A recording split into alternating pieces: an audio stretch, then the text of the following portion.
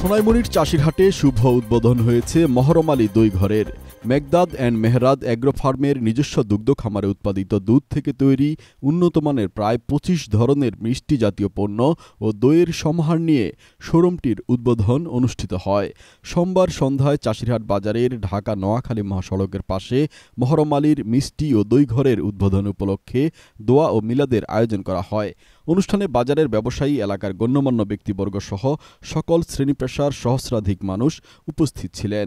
অনুষ্ঠানে চাষিরহাট উন্নয়ন প্রকল্পের পরিচালক মহিউদ্দিন বলেন, স্থানীয় মানুষের দই মিষ্টির চাহিদা পূরণ করে আশেপাশের এলাকায় সরবরাহ করার লক্ষ্যে এই শোরুমটি চালু করা হয়েছে।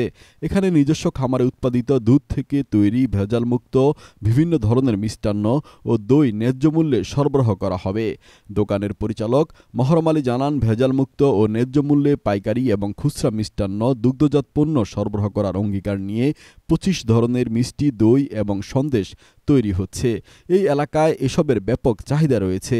প্রথম দিনেই কয়েক মণ মিষ্টি বিক্রি করেছেন বলে জানান মহরম আলী।